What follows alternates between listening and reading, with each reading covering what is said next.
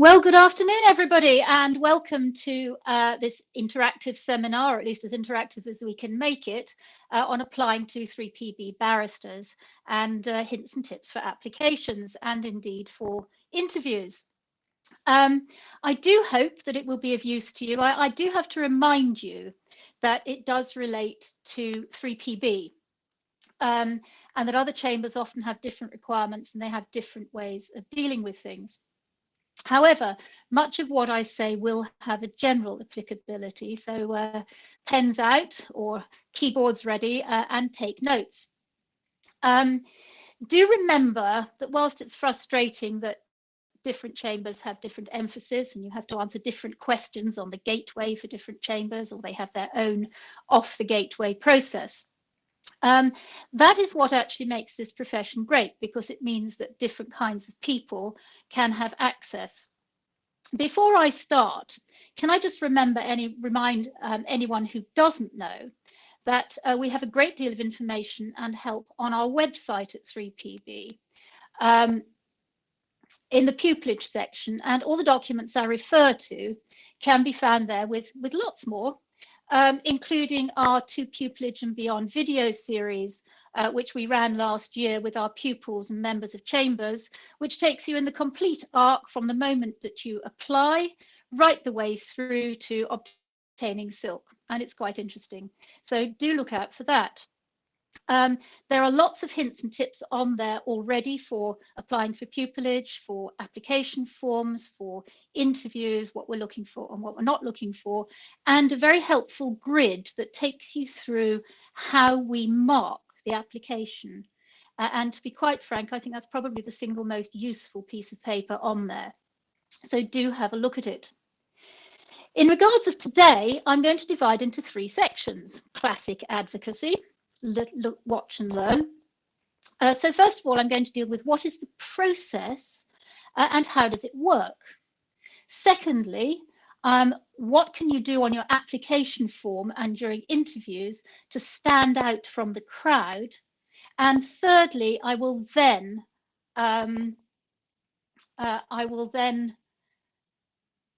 sorry, somebody is saying, can I restart the stream? I'm afraid I can't, no. The question and answer, if you've asked questions and answers, I will deal with it at the end, because I can't stop in the middle and deal with things, and it will be helpful to see all the questions towards the end. If you put them in the sidebar as we go through, I'll pick some of them up, but you might want to wait until towards the end, because your questions might well be answered. It's a little distracting when the questions come up and I can't deal with them. So if you just hold fire and then wait until the end, and if I haven't already answered your question, then answer it. So what is the applications process at 3PB, and why do you need to know about it? The answer to that second part is this. If you don't know how the nuts and bolts work, if you don't know what Chambers is looking for and how Chambers operates its system as best you can, because some chambers put out more information than others, then it's really difficult to craft your application and to hone your skills for interviews. So at 3PB, we have had for numbers of years as fair and open a process as we are able to achieve. We have recruited, if you look at our pupils, you can see we've recruited a varied, eclectic, highly diverse, but uniformly excellent group of pupils. And so if you fit into that category, we want to hear from you. So here is your path to pupillage. I hope you can see that. This is a document which is available on the website, and in those halcyon days when we could actually meet at pupillage fairs and talk to people, we would have these as handouts. So this is our application and interview processes here at 3PB. Obviously, at the moment, everything is being done remotely, so the interviews are done on Zoom. So we start off quite early on in chambers, recruiting people to mark, recruiting people to interview. because you have to remember that it's busy barristers who do all this work. Very few chambers, if any, have a human resources department. So before your portal even opens, we are working on setting the questions, on putting everything together. We put a great deal of work into our process. We know how much work you put into your applications, and we think it's very, very important for us to honour that work that you do, take it very seriously, and put a lot of time into it ourselves. When the portal opens, obviously, you are doing your applications. We, in the meantime, are running practice runs for people who are going to mark the application forms. It doesn't just happen.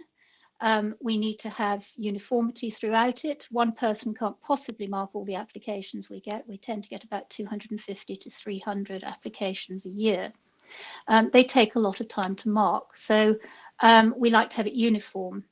Now, we're a little unusual, I think, in many ways. We double mark everything. So there are two people who do a very careful mark of your application form.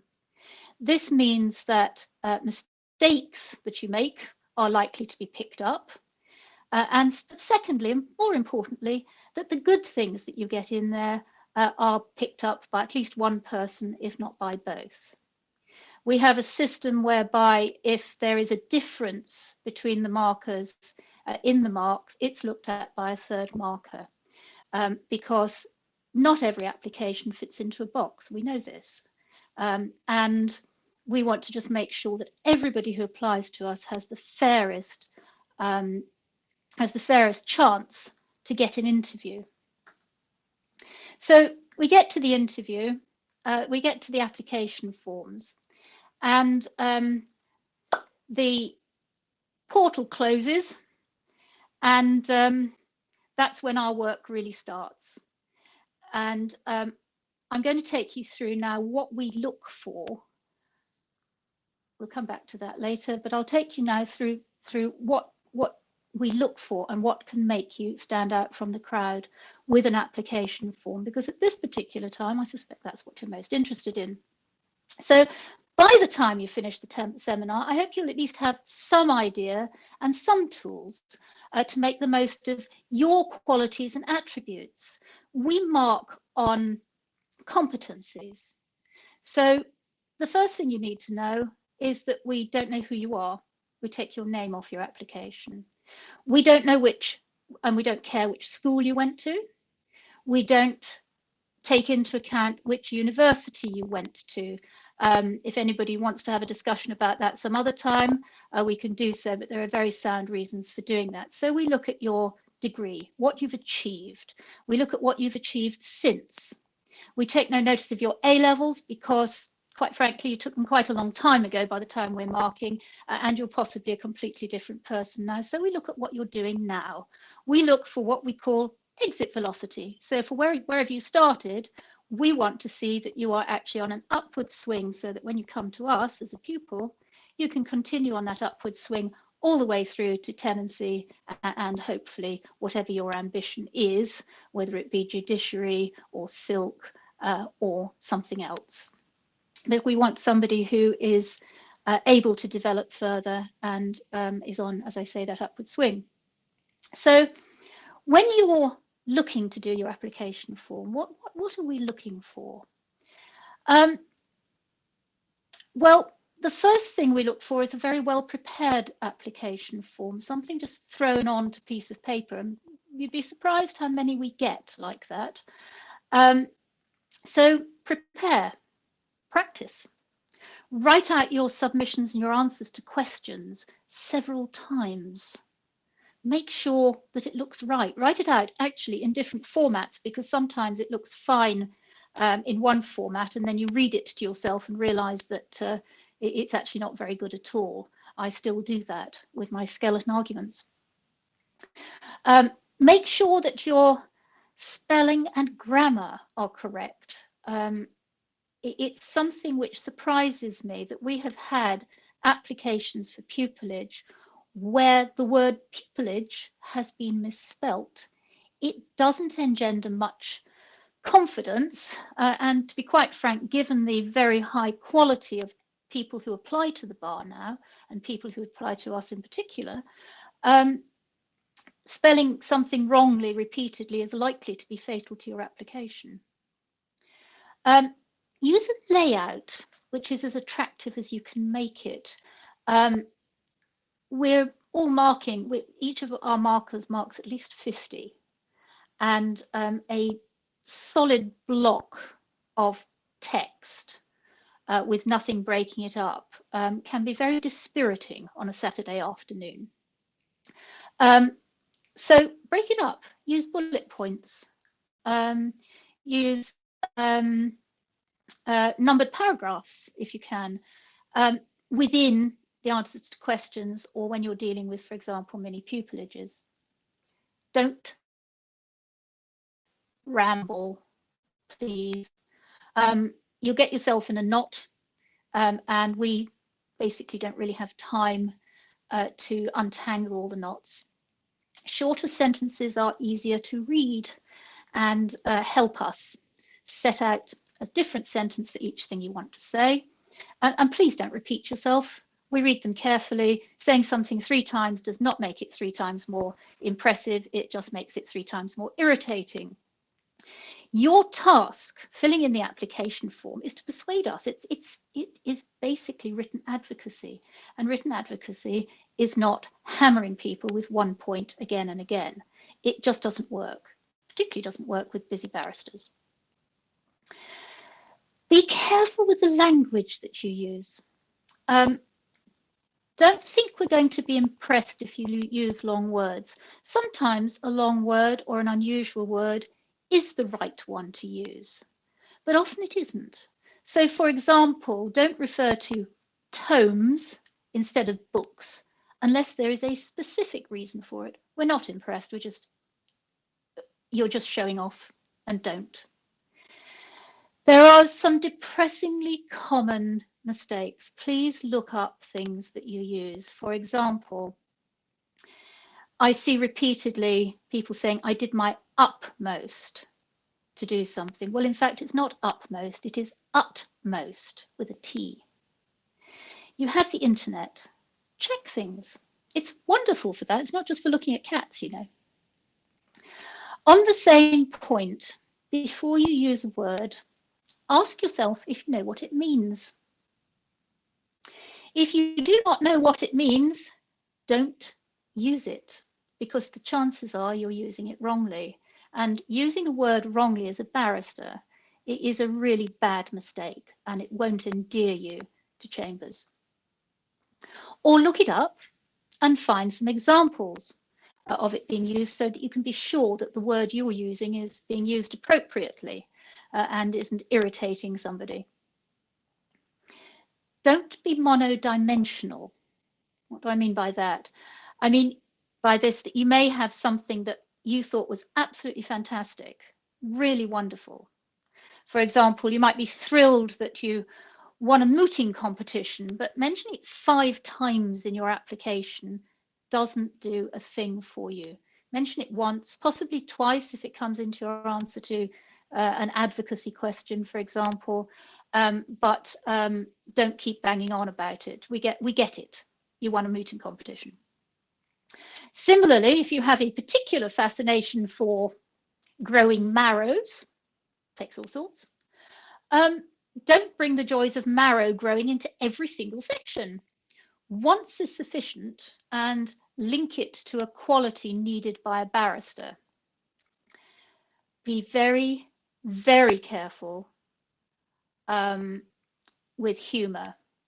A wry comment can be amusing. An attempt to be funny is not. If you're not sure, leave it out. And don't be aggressive.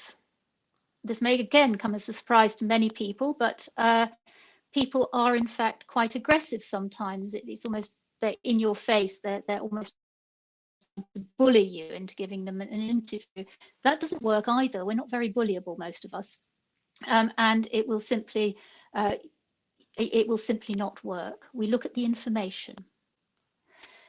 This is not Facebook. This is not LinkedIn. We're not interested in the minutiae of your life, and we do not want you to be proud, humbled, or any other emotion particularly. Be professional. That's what we ask of you. Demonstrate that you can be professional. We particularly have difficulty with humble brag. That is somebody pretending to be humble while absolutely bragging about something they've done. And we also dislike illustrations of which try to show how stupid everyone else is and how clever you are. It's not a comparative exercise. We want to know who you are. What anybody else has or has not done is irrelevant to us. So that's some basics on filling it in. And so we're just going to have a quick look now at the application form, if I can find it. I'm sure you've all seen this, and this in fact may be the slightly older one, but I'm just going to take you through it and just explain what we look at and give you some hints and tips as you go through the application form. So obviously you need to fill in your personal details. That line is through there to demonstrate that we actually don't have access to that information when you're marking it. Similarly with your school education, don't care which school you went to, we take no notice of O-levels or A-levels, partly because it was a long time ago and partly because the history of A-levels is now so checkered that it is difficult to draw a line between somebody who did their A-levels 3-4 years ago and somebody who did them maybe 7-8 or even more years ago. So we simply take no notice of them. We don't take any notice, as I said earlier, of your university, but we do naturally take notice of your of the degree that you have obtained and what level it is. You should know that when we do our marking, which is our marking is done on competencies, but the intellectual part of it counts double compared with anything else. The others that we look at, just so that you're aware, is judgment. We look at drive and determination. We look at your ability to get on with people. And we look at your commitment to the bar and to 3PB in particular. I'll deal with that a little later on.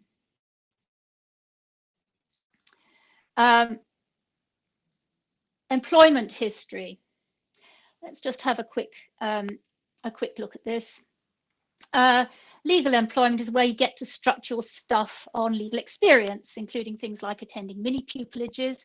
And I'm encouraging people this year, when so few have been able to have mini pupilages, to set out perhaps the seminars that they attended. The online seminars, there's been quite a lot around. I think that counts to a certain extent as a mini pupilage. It is not an opportunity to put down every single thing you've done in a separate box. It can get very, very tedious. There's nothing worse than just reading a list of, I went on a mini pupilage here, I went on a mini pupilage there. If you've done a number of webinars or attended talks, that kind of thing, you could use one box and then set it out with bullet points. So you could say under responsibilities, achievements, because that's the only place you can actually put it in. You could say, for example, attended 3PB to Pupilage and Beyond Parts 1 and 2. Then tell us what you learned. Because one of the things that will really help lift you is to say, I did this and I learned that. You'll find different ways of doing it, make it a bit more interesting. So, for example, you could say, I attended the 3PB to Pupilage and Beyond Parts 1 and 2, in which I learned about the path to pupilage and the different paths one can take after completion. I was particularly interested to discover how being seconded can add a great deal of value to being a self-employed barrister, or that one can discover a new area of law even in pupilage, or whatever it is you feel that you did learn from it. And if you didn't learn anything from it, there's either something wrong with the seminar or there's something wrong with you. Secondly, I attended the Bedford Row being a pupil, a very good one, by the way. You can find it out on YouTube, I think, being a pupil, which gave me a real insight into the day-to-day life of being a pupil, and then whatever else you've done. Mini pupilages, if you have been fortunate to attend something which could be termed a mini pupilage, and I know, again, we know how difficult it's been, and we're tremendously sympathetic. Mini pupilages can be dealt with in the same way. If you haven't done them yet, please don't put them in separate boxes. Just say, these are the ones I'm going to do. You can't say what you've learned. You could make a comment, I hope to learn more about X, Y, and Z, because you could demonstrate where your interests lie. But please don't do a separate one, because it makes your application form unbelievably long and doesn't assist us very much. They can get very samey, even if you're talking about ones that you have already done. So again, you could do it with bullet points if you wanted to. But my best tips for dealing with mini pupilages and getting something over, bearing in mind that you're not just reciting what you've done, because that's fairly meaningless. You're trying to persuade us that you do a mini pupilage and you learn things, you're really involved, you're really enthusiastic. And you really take moments. Can you just excuse me 1 second? My cat has decided she wants to go out. Hold on.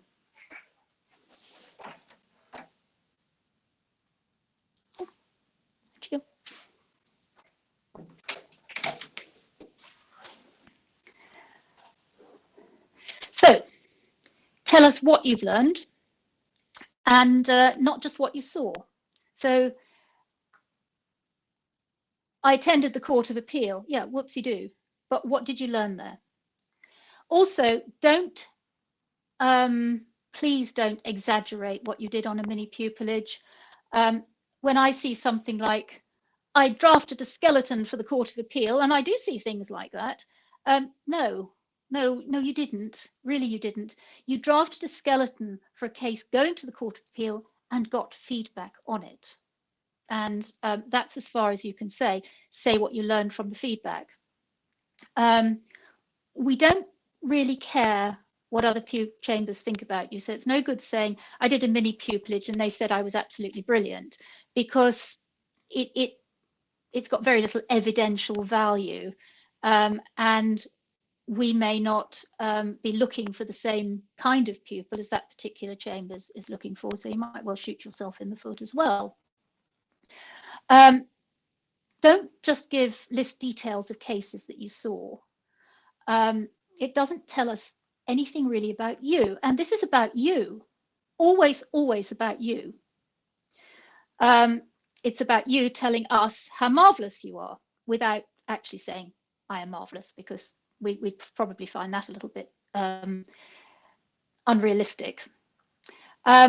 So you could say something like this: I had the opportunity to attend a virtual hearing. I got some excellent tips on advocacy and how a hearing on Microsoft Teams works. I was very impressed by the way the advocates dealt with a challenging judge, or whatever.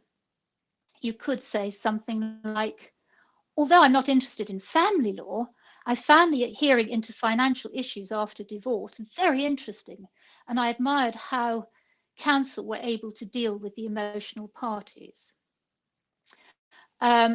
Or something as simple as, it was interesting and very helpful to see the difference in the way the tribunals and the courts are run. Other legal work can include volunteering for various pro bono organizations. Again, don't just tell us that you've done it, because to be quite frank, these days, practically everybody has done some form of volunteering. So the fact that you volunteered, we like the fact that you volunteered, and we mark people who volunteered. You get extra tick boxes on the dealing with people, the empathy side of things. But simply saying I volunteered with X doesn't tell us very much. So say what you did volunteering, say what you've learned from it, tell us why this particular volunteering experience. And can I just pause for a minute here and say your volunteering experience does not have to be legally based. Certainly not for us. We know that people sometimes have difficulty doing voluntary work. They may have financial issues. They may need to be working at the same time as they're studying, and they simply can't go off and do unpaid volunteering, or not much of it, or they may not have the option to do something legal. So we're quite open-minded about how you show us the empathy and how you deal with the volunteering. So, for example, if you have volunteered with your local religious organisation to take children out to the countryside, for example, that's quite a good one, because you can use that. Think about what we're looking for. We're looking for empathy with people. We're looking for people who can organise. So you can say that you organised. You can say that you learned about safeguarding and had to go through all the safeguarding processes. This is positive, good stuff, which we will mark you well on. Mooting is not work experience. Please don't put it in the work experience. It won't get any marks. You can deal with the mooting later on, or in the specific question that we have about advocacy. Jury service isn't legal work experience either. It's very interesting, and try and slip it in somewhere, but it's definitely not legal work experience. You're not really working, you're a juror. So there is a question about whether or not writing a blog is legal work experience. I think that if it's a regular blog and it's got quite a lot of readers, yes, why not? Or if you have written articles for magazines or online resources, by all means get that in as well. It is quite flexible. Everything you can get in there that's to do with law, but please not mooting, as I said. Then you've got your non-legal employment. Fairly obvious. Almost anything else, really. Use in this particular box, use the responsibilities and achievements box, not only for what you did, but what you learned and how it relates to the qualities required by a barrister. For example,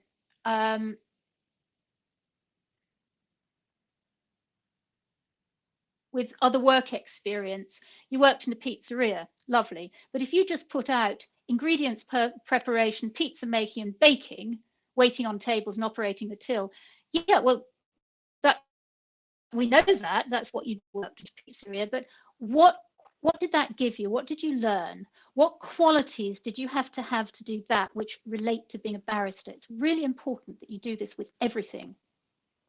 And be a little bit careful about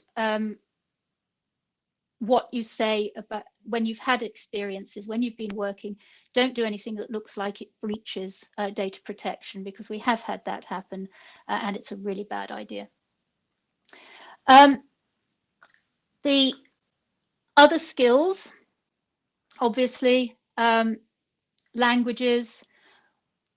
We don't give specific marks for languages. We are impressed by languages. They can just push your intellectual mark up a little bit,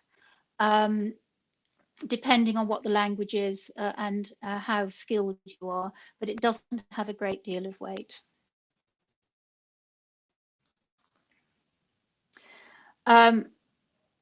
Right, responsibilities, awards and interests. So positions of responsibility, if you've already mentioned these in the employment section, it's not necessary to repeat everything. You can just, again, use my favorite, just use some marks or numbers.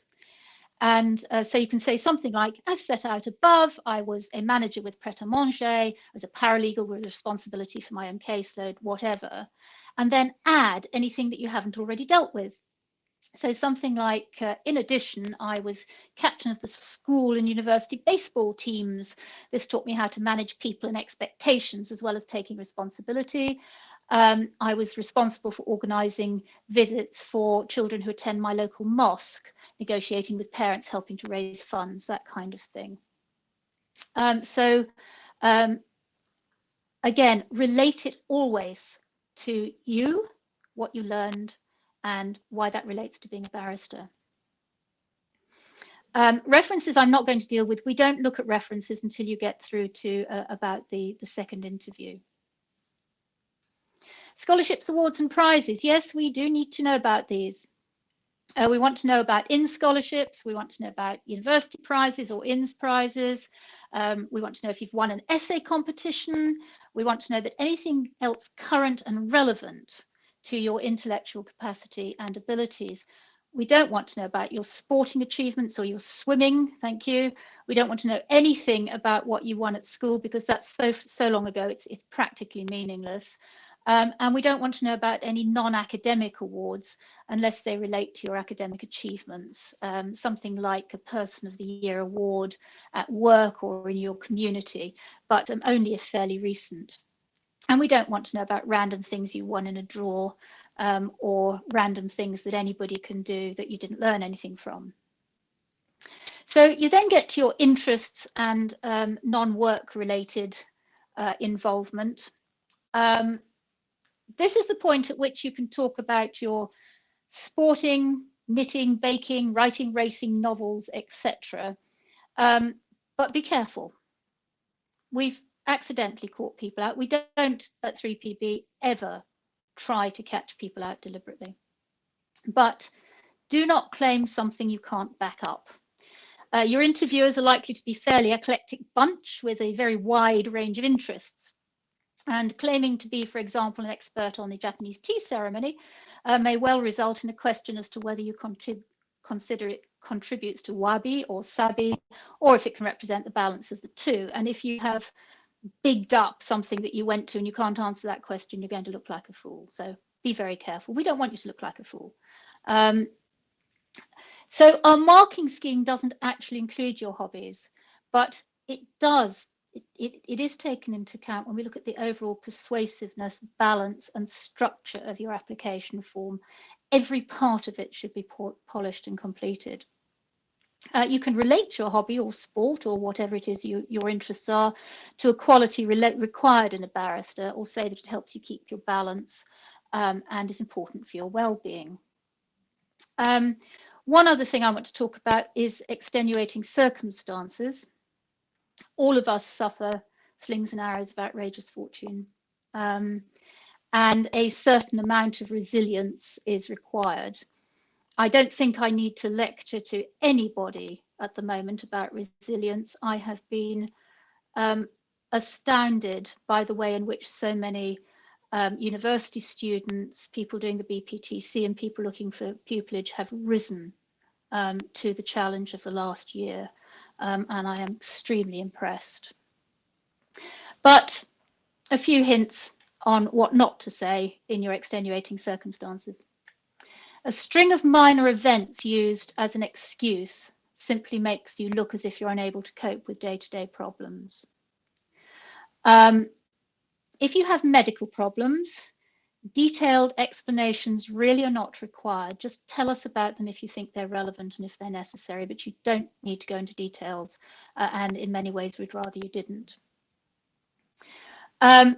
This year, COVID is going to be an issue for everybody. If you have a specific issue, such as the BSB mess up of the exams, or you have had COVID, or you have been badly affected by it in some way, that is fine. But if it's just, hasn't it been awful? Yes, it has. We agree with you, but we don't need to be told we've lived through it as well. Some things will be very powerful, and it really helps us to know about them, particularly if you are a little on the edge on the intellectual side, maybe have a 2-1, but you might have got a first. So serious illnesses and accidents leading up to exams, serious personal problems, close bereavements of those close to you, very close to exams, things like being caught in earthquakes, floods, etc., or stranded, it has happened.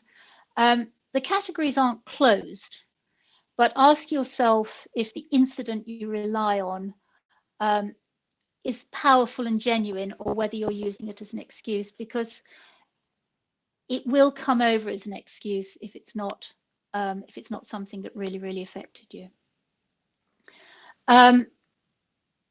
We ask 7 questions on our application, and we get an awful lot of our answers from, and a lot of our marks come from the questions, which are specifically pointed at the areas in which we are marking. So take your time. General pointers: answer the question we ask. Might seem obvious, but numbers of applicants either don't read the question at all or try to shoehorn information into a question not designed for it. Our system is carefully calibrated, and you will only get marks if you answer the question. Be concise, be precise, don't ramble. Choose your examples very carefully and deal with all the elements in the question. For example, one of our questions is we ask you to describe a mistake that you've made and how you dealt with it. So choose a mistake you made, not a mistake by someone else that you've solved. This has happened. We've had several times when people have said, well, I didn't make this mistake, but look how marvelous I was sorting it out. That doesn't help us. We are looking for you to acknowledge that you make mistakes, that you own those mistakes, and that you deal with them. We also want to know what the outcome was, if there was one. Make sure it is a mistake. The 2 that come up quite often, which people try to use as mistakes, just don't get anywhere. It shows bad judgment. So this is one we get quite often. I worked too hard. I worked so hard to get a first, and it was a mistake because, and then I didn't have a good enough social life, and I've learned from this that I need a work-life balance. Or conversely, I didn't work hard enough to get a first because I had a life and I wanted a work-life balance. What both of those tell us is not what I think you think it's telling us. What it's telling us is that actually you don't think you're clever enough to get a first and have a life. So be very careful. You might be giving us the wrong message without realizing it. Also, don't tell us you chose the wrong A-levels. A, we don't mark A-levels, and B, it's so long ago we don't really care. Also, you chose them. It's not a mistake. The best mistake we ever had was one which started off, I learned not to be my own plumber. As soon as you read that, you want to read more. And he goes on to explain how he had a dripping tap, tried to fix it himself, ended up flooding the kitchen and having to get somebody in who knew what they were doing. And what he learned from that, to be frank, was if you don't know something, you don't know something, and ask an expert. We will ask you at some stage to whether you want to join, why you want to join 3PB. It's one of the classic questions that we ask. Why do you want to join 3PB? And you need to demonstrate a knowledge of our set. There's a lot of information on our website. You can pick something out. You can find a case that we were involved in recently. There's a lot you can say, and it's surprising the number of people who don't answer that part of the question. You don't have to big us up. You don't have to over flatter us. We pick up people trying to pull the wool over our eyes or be too smarmy, but we need you to demonstrate that you know something about us and that you really want to join us. The other questions that we ask, if I can just find them, we ask, why do you believe you'll make a good barrister? It's an awful question, to be quite frank. It's fractionally above, why do you want to be a barrister? Because the answer to why do I want to be a barrister is, well, I do. It's actually quite hard to answer. But so we ask you, why do you believe you'll make a good barrister? So what we're looking for you to do on this is to identify what you think a good barrister is, and then explain why you are that good barrister. Things such as, everyone has always told me that I'm good with words and I'm very persuasive, and so I'll make a good barrister, doesn't cut any ice. It doesn't really tell us very much. Similarly, and this is taken from something somebody did actually say, my father is a barrister and so I know I'll be very good at it. That doesn't help very much either. What you need to do is identify one or two things and then relate your experience to it. So something like, a good barrister has exceptional research skills that can translate into written and oral advocacy, which are skills I have sought to develop. I began with an academically stringent subject choice that provided a varied educational background. These skills have been sharpened further by studying law to master's level in this particular case, where I've achieved consistency in the quality of my arguments. I've applied my skills beyond my studies, working to become an accomplished advocate in both oral and written formats. Things like that. When working with clients, demonstrating that you know you have to work with clients, I maintain absolute integrity and compassion and work diligently to the best of my abilities, providing clear and concise legal documents. Something along those lines, or even something much shorter. It is the combination of a strong legal and intellectual background with articulacy, motivation and integrity that gives me the confidence in my ability to succeed at the bar. So that's actually a short way of doing it, but it says it very nicely. Again, why 3PB, which is one of the questions we ask. Bad example, 3PB does family law, which I would like to do. Yeah, but why 3PB? Why do you want to come to us? What is it about us that makes you excited? If you're not excited to come to us, then we probably won't be too excited for you to come to us either.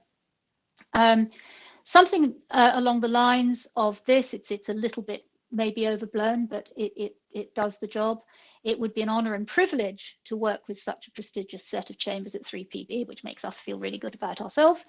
3PB has demonstrated its accomplishments since it opened in 1892, so they've looked up the website and looked at our history. Numerous members of 3PB have gone on to hold high judicial office, which demonstrates that 3PB instills the skills required to become successful, and I would very much like to be a part of that. So we're sitting there feeling, oh, you like us, we like you too. But also really demonstrating that you know something about us. So I've dealt with the mistake one, some do's and don'ts. The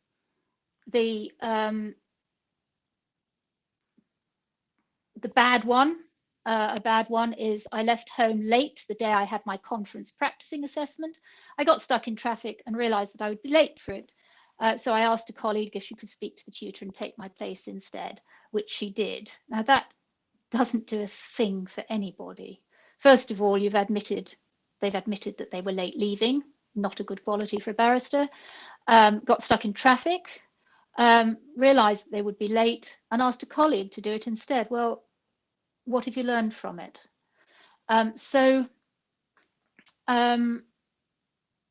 Be careful. Give us a mistake that's a real mistake. We ask you for obstacles. I've already mentioned a couple of those, but for a lot of people, one of the major obstacles is money, and we appreciate this. But it is something which affects a vast number of people, and there are only limited ways in which you can deal with it by getting scholarships. If you've got a scholarship, that will count towards your intellectual attainments, or if you've worked part-time, that will already count towards your drive and determination. You can mention it if you like, but come up with something a little bit more, if you can, a little bit more focused and perhaps a little narrower. We had one where somebody told us that their obstacle was that they had to commute each way, involving car, train and tube journeys. Well, a little less likely these days, but the fact is that that is something that we all have to do. If they had related that, which they didn't, to this gives me the real ability to run around the countryside as a second six and a junior tenant. But again, it's just something that we practically take for granted, that this is something you appreciate you're going to have to do, and it's not particularly special. Whereas, and something like this, which really didn't help, I experienced a massive personal and social growth when I was in my early 20s. I've always been very spiritual into self-development, but when I visited Tibet, I took it to a new level, and I started exercising more. I worked to grow the best parts of myself and leave the bad ones behind. Not really an obstacle. It's just a description of something you did. Then we ask about advocacy. And this is your opportunity to structure stuff with your mooting. Don't just tell us you've mooted. Don't just tell us you've done public speaking. And I have to be quite frank, you have got to demonstrate some level of advocacy. We know it's been difficult with mooting as well this year, but there have been a lot of online moots. There are other things you can use: public speaking, doing webinars, practically anything where you're speaking in public, we will take into account, particularly this year. But saying something like this doesn't help. So example here, I have a strong and successful record of mooting and public speaking. I was a finalist in X Chambers Moot. In addition, I was a finalist in the X Chambers Moot, the X Moot hosted by the University of X. I also reached the semi-finals in another mooting championship, and a regular participant in my INS mooting society. Yeah, fine. How did you do? What did you learn? So somebody doing almost exactly the same said this: in 2000 odd, I participated in the XX Chambers Moot. I had to provide a bundle to the judges containing the case law I felt best supported my client's position. And I embraced the opportunity to sift through and analyse the authorities in order to build the strongest case possible. I was successful in the round and progressed to the semi-final. So it's the same experience doing a moot, but we know so much more about this person and what they did and what they learned from it. And these are really, really important. It's really, really important that that you do that. Now, I'm just going to very quickly, because I can see that we're starting to run out of time, and I do want to answer as many of these questions as I can, just talk very quickly about the interviews. Because you should be thinking beyond the application form. You should be thinking towards the interviews as you're doing your application forms, because you're going to be asked questions on your application form in our first round. Our second round is different. With the people who interview you in the second round don't have your application form. You're assessed purely on what you do in front of them. I remember my pupillage interviews, and I shudder, even after all these years. It's awful, and some chambers really ramp up the fear. We don't.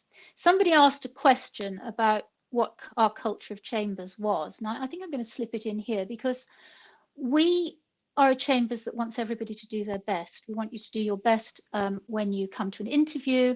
We want you to do your best as a pupil. We want you to do your best as a tenant, and we want our colleagues to do their best as well. So we are very supportive as a chambers of everything. We have an excellent well-being process. Our pupils have access to a student, to a counsellor. We have a buddy system with some of the junior tenants. And that carries on.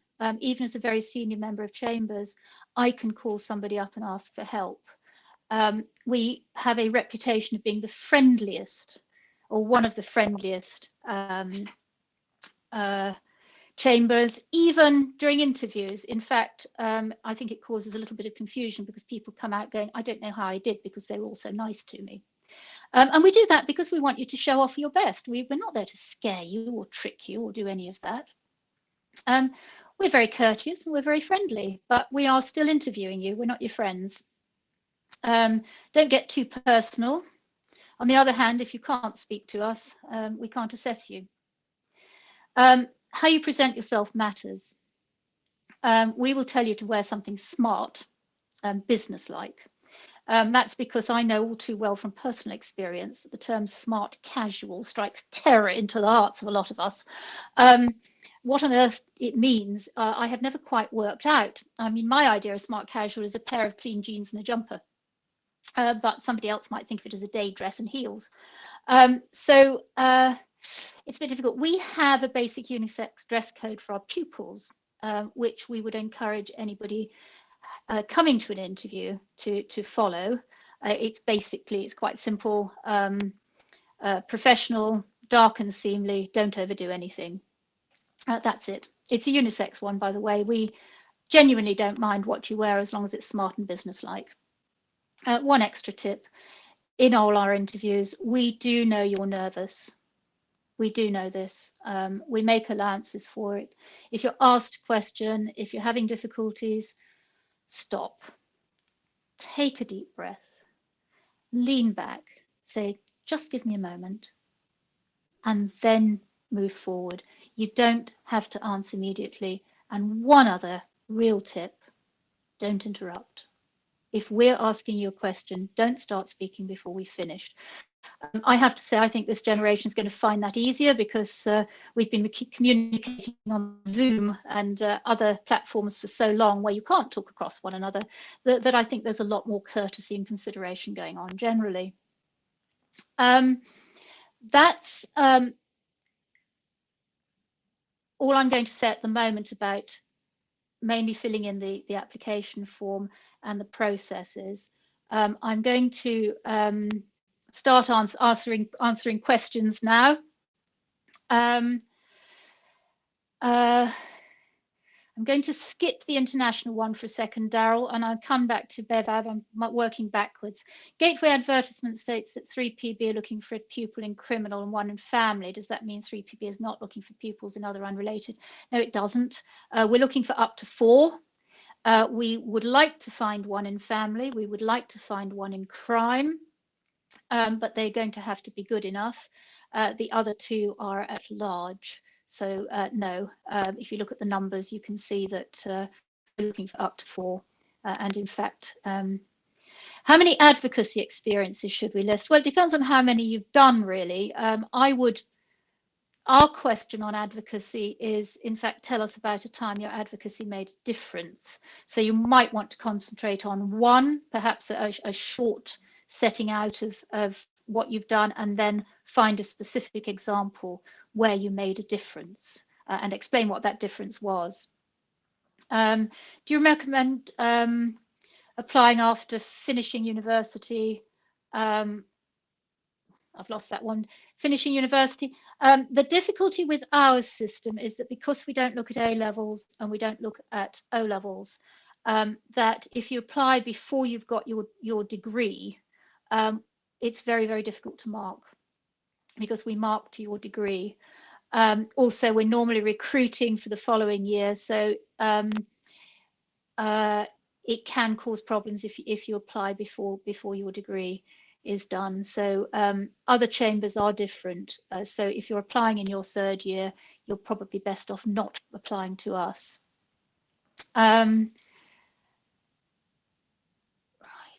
I'm just going to go down to the bottom and start with the people who asked first. So Tamsin, how would I describe the culture at 3PB? Well, I think I covered that. We're friendly, we're tough, we're outside. We're very friendly, very supportive with each other. And our clerks and admin staff are phenomenal. So it's a really good place to work and a very, very good place to be.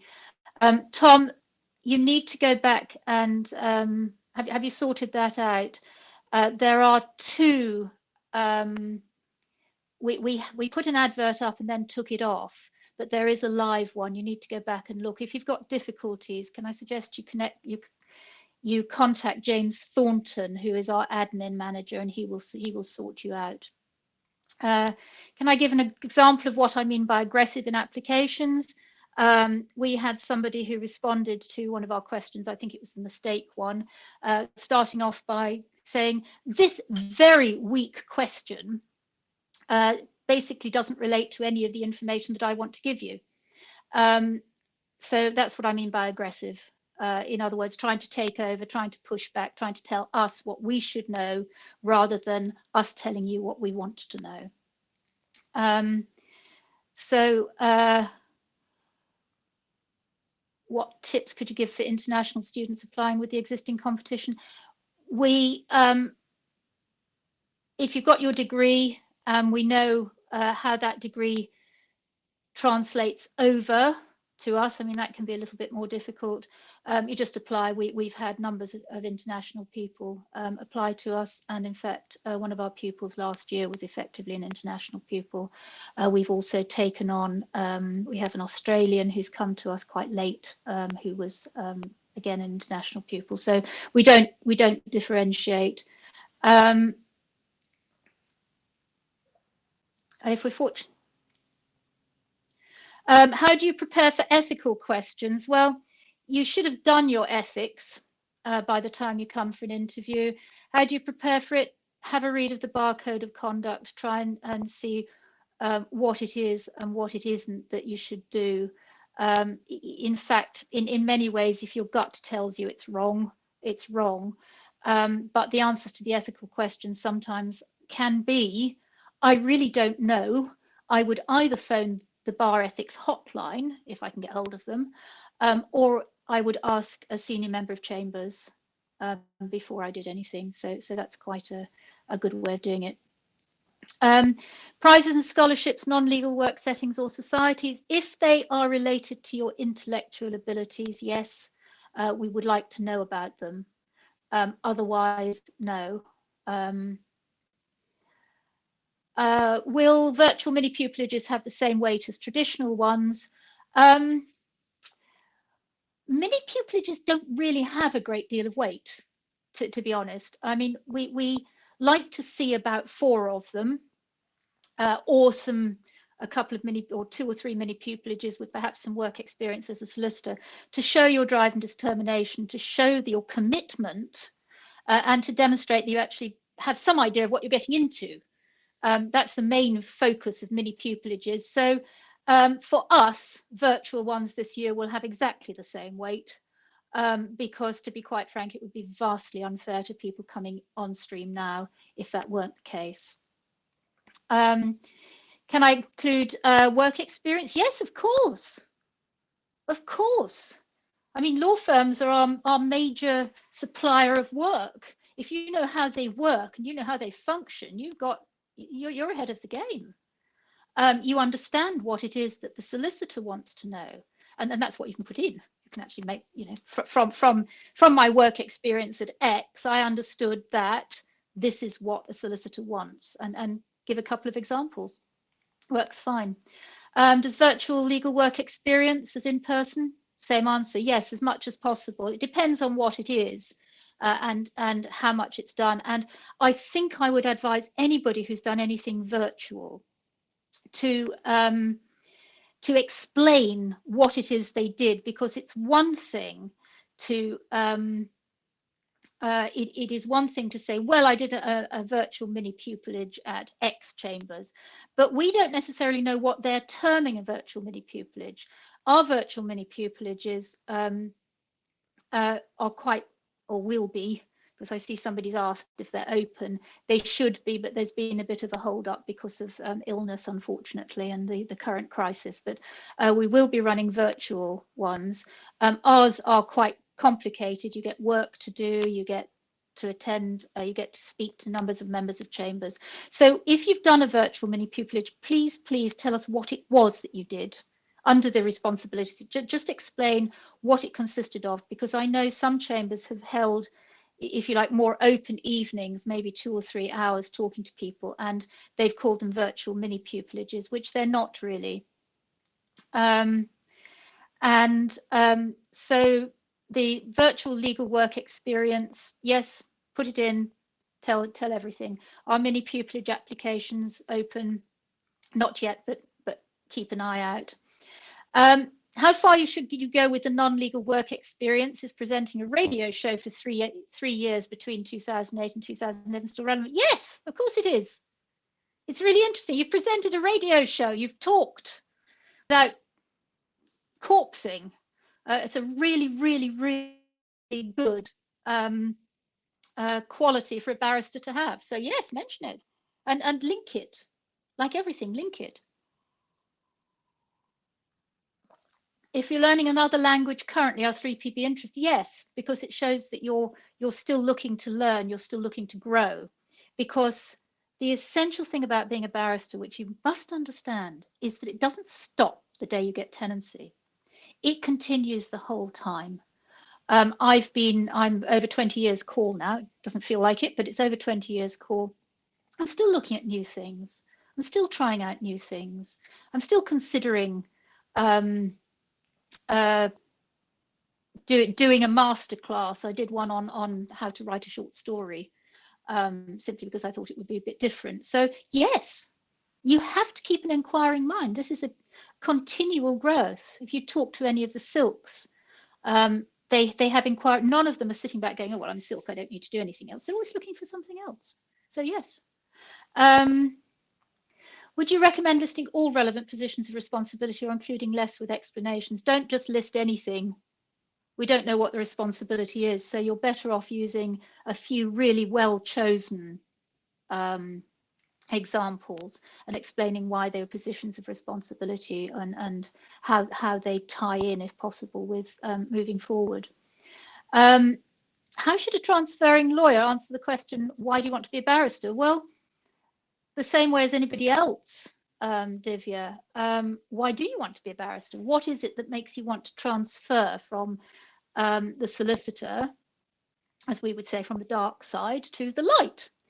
Of course, they say it the other way around. But why do you want to? What is it that makes you here go, actually, I'm clever, I'm really good, I've got this profession as a solicitor, but I want to do that. What is it that makes you want to do that? Identify it, because I can't tell you. Only you can tell me. So identify it. What is it? Is it that you want to be self-employed? Is it that you want the freedom? Is it that you can't get enough advocacy doing what you're doing because that's what you love? What is it that you think is the reason you want to go, and expand on that? Daryl, any thoughts on the best way to handle the translation of degree grades awarded overseas? I can't really help very much with that. I think we tend we have quite a few international people anyway, so if somebody's got a query, we shall ask. But if you can find some way of relating it to, you know, if you're on the Dean's list in America, I think it relates to a first vaguely. You explain to us if necessary. What weight is given to applicants who are already undertaking court advocacy? How is that best translated into an application? Well, obviously, get it into the advocacy question for us, a different and into your work experience side of it.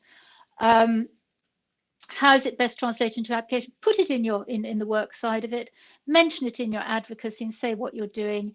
But the fact is that if you come to us, we're going to make you start again with advocacy exercises and so forth. It has some weight. It does have some weight, but it's certainly not an overwhelming weight, but it's helpful. Reese, is it common for baby juniors to be led by senior members of chambers in more complex cases? Yes, sometimes. You certainly get dragged in to help. I have one of our pupils at the moment is acting as a junior to me on a horribly complicated director's case, and he will continue to act as my junior as he comes on stream. How does 3PB treat applications from those with learning differences, difficulties? We are very open. We have, I'm not going to mention any names, but we have people who've had head injuries. We make reasonable adjustments during the pupillage if we can. We have somebody who comes in to assess to see what reasonable adjustments need to be made. everything is we have a very senior member of Chambers who has quite severe dyslexia.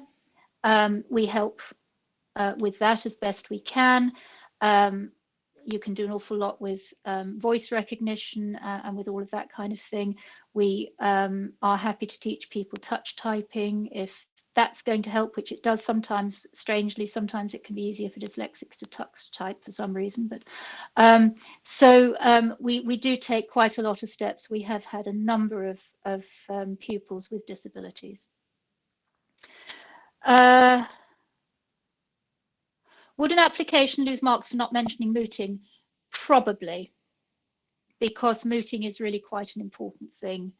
If you haven't done any and there's a reason, you're always best to explain it. If you have done mooting, just mention it. You know, I was the mistress of moots, or I did mooting at university. I found it very interesting, and then I've gone off and done something else with public speaking. Oh, hello, Alice. Do grades achieved on a musical instrument constitute an academic award? Not really, but please do mention it. Mention it in your interests, because we know that something like that on music or even sporting achievements are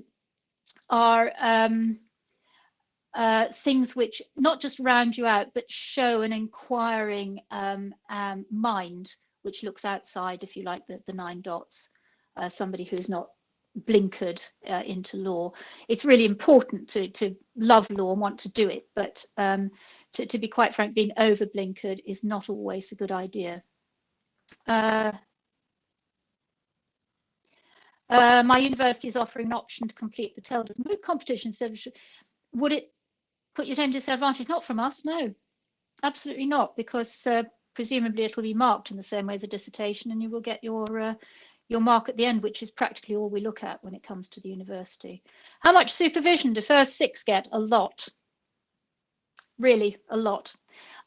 We moved on to the Bar Council, what was then the pilot scheme for supervising pupils. So you have your pupil supervisor, you do assessed work from day 1. You do assessed written work. Every piece of written work you do gets a written assessment back. You do advocacy exercises. We have training days every 4 weeks or so, where we're dealing with what we think of as the added extra that give you that just a little bit of an extra mile. So, for example, how to lay out orders, how to deal with orders, things that you don't do at bar school. So lots. And in fact, we continue with the supervision into the second 6 as well. We tell our pupils that they have to be Velcro, even with the distance that we've had to do. I had a pupil last year. We met every morning at 9 o'clock till 10 o'clock on Zoom. I was always available. We would exchange emails, we would exchange messages.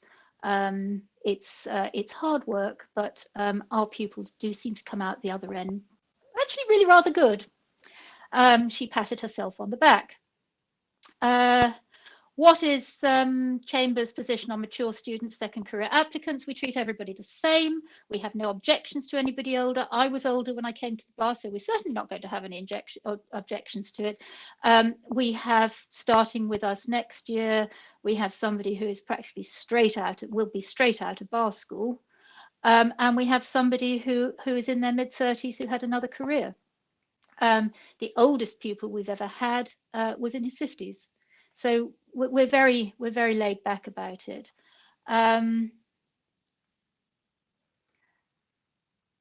So having heard from recent pupils in a different pupillage event, I noted each pupil explained they were a pupil in one of the 6 different locations Chambers operates from. How does 3PB decide where a pupil will build their practice? We don't. We do it in a sense in communication with you. Once you get to the second round, we will ask you to express your preferences as to where you want to be. Now, some specialities, if you want to be, for example, a criminal practitioner, you can't be in London and you can't be in Birmingham. because we simply don't have the practices out of those two areas in crime. But you can be in Bournemouth, you can be in Winchester, which is our main criminal centre. We talk to people about it. We ask people to rank where they'd like to be. We will make reasonable adjustments for people who have to be in a particular area, but only if we can actually support their particular area of pupillage.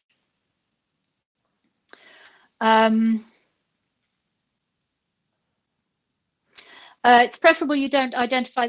We prefer you not to mention names, particularly 3PB names. It can cause difficulties. It's simply that you know, you do the mini pupillage, and we don't mind you talking about the work you've done. We just rather you didn't identify anybody. We think there are GDPR issues, Sharon. Okay. Gosh, I'm getting an awful lot. We're running out of time a little bit, but I'll keep going if everybody's happy. I've still got 129 people listening, so I guess you're probably listening. Should the application question about a reasonable judgment be a recent judgment be something that's impacted on 3PB's areas of practice? No, the area of law you choose isn't judged. It's the explanation that you give. We're looking for a reason why you've chosen that one, and a concise analysis of why you've chosen it and what it's about. That's all. We really don't mind what it is.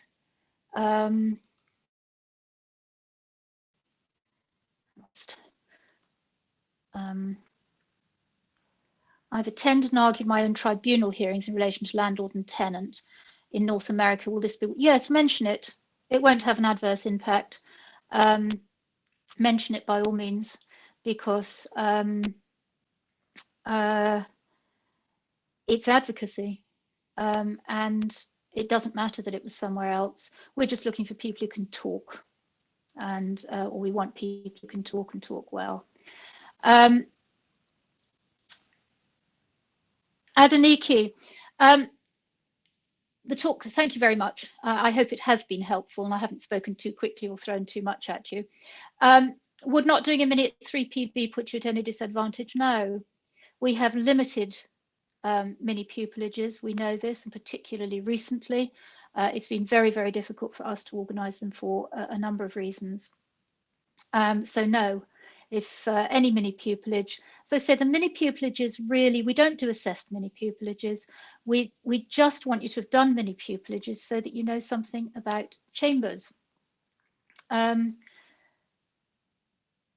Right, I think that I worked with one of your tenants during a trial to court as a county court advocate. Yes, you can mention it, but again, just be a little bit careful, because what value does it add? I mean, we're not going to give you an extra mark because you've been against somebody. We're not going to go rushing off to that particular tenant and say, what did you think of this person? Because that would not be a fair or appropriate method of recruitment either way.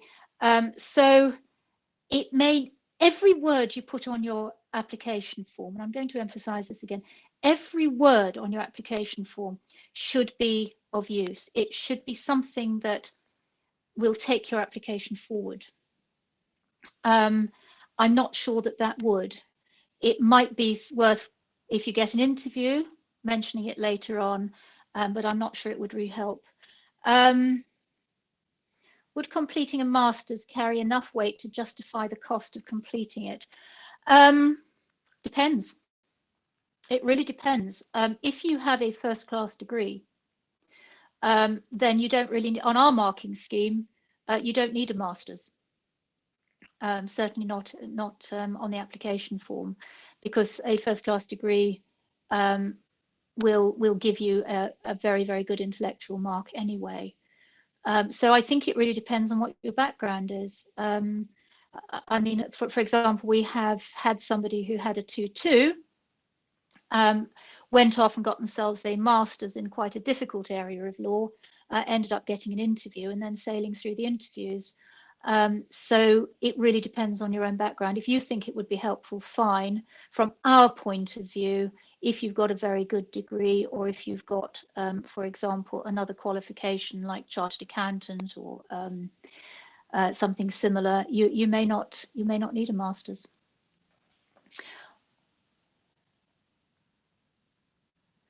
Served as a justice of the student court. I think it would probably qualify more as a position of responsibility. I'm not quite sure what a justice of the student court does, so it would depend. If you're dealing with law, it might just get into work experience, but I would be more inclined to put it down as something else. Do I apply for pupillage after? Right, I already answered this actually, Natalia, but if you apply for a pupillage during your degree with us, you're unlikely to get an interview because an awful lot for us hinges on your degree and what the level of your degree is. So if you apply before you've got that, you're unlikely to get sufficient marks, no matter how brilliant you are and everything else. Because the level of competition is so high, you're unlikely to get sufficient marks for an interview. Other chambers do it differently. Thank you, Jasmine. That's very kind. I'm thinking of starting to wind this up. Does anybody else, I'll give a couple of minutes, does anybody else have any more questions? Have I answered everything? Would advocacy experience of over a decade in a foreign jurisdiction outweigh 2-2? Don't know. It would depend on what the advocacy experience was, and it would depend on what else you had. With a 2-2, as I'm sure you know, in this world you are working at a disadvantage, but it's not absolutely hopeless. Are all 2-1s weighted equally? Yes. If you've just missed out on a first, it's probably worthwhile putting your marks up, because if you're then borderline, we might just push it over the edge. If you have a link to a geographical location, for example, would you highlight this and why you want to be at 3PB? In the initial paper sift, we don't ask people to say where they want to be, and we don't particularly care where they want to be. We deal with that when we've taken the numbers down from 300 to about 20. And then we start juggling with that. So it could be a reason why you'd like to come to 3PB, but it doesn't really carry an awful lot weight. Oh, thank you, Rebecca. I love 3PB. I think it's a great place. It's a wonderful place to live, to work. Does the Bptc resit put you at a disadvantage for the application? Not necessarily. Depends what the resit's for. I mean, if it's this year, to be quite frank, there are going to be a lot of people doing resits who wouldn't do it in normal years, so probability is not.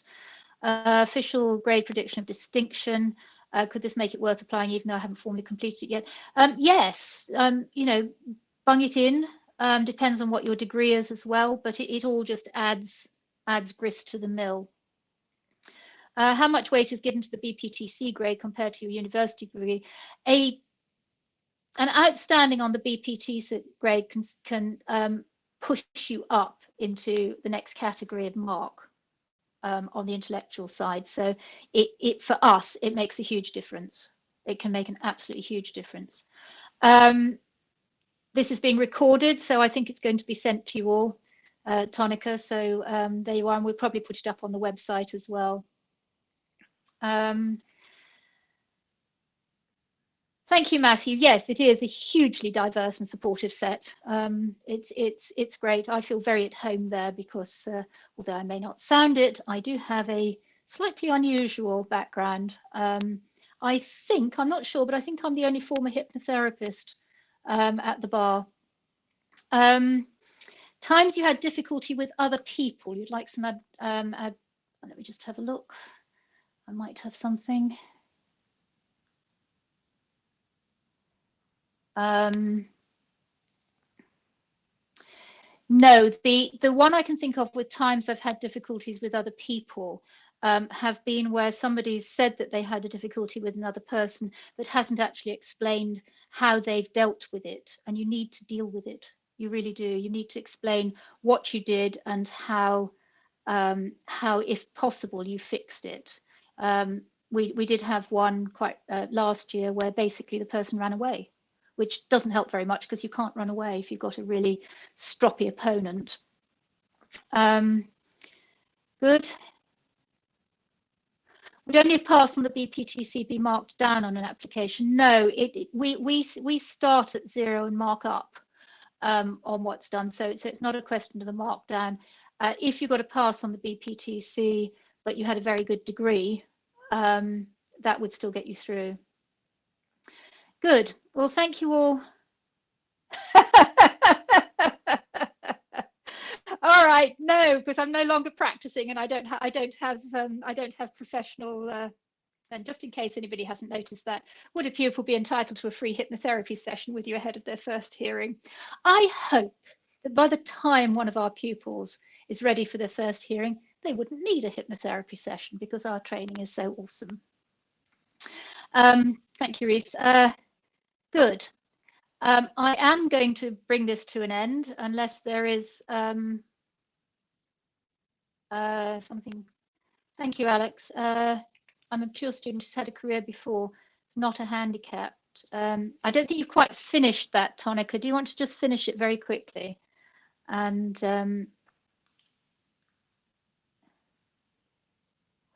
no, students don't need, no, you don't need legal experience before. It helps. I think as you get older, it does get more difficult.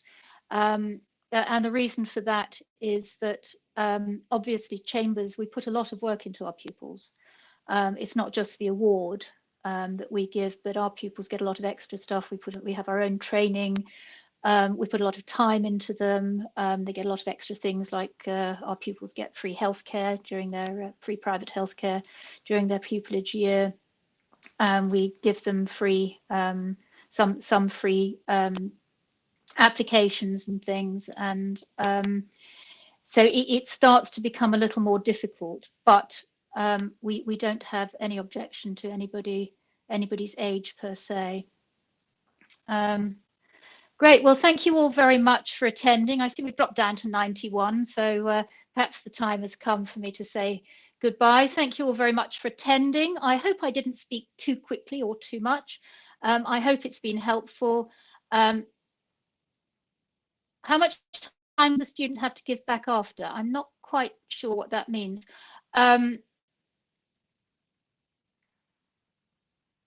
If you mean if you have pupillage and you are offered tenancy, well, we don't specify how long you have to stay with us after pupillage. We do specify that anybody who's done their pupillage in a particular centre needs to continue to operate out of that centre for at least 2 years afterwards, because that centre will have put that work into them.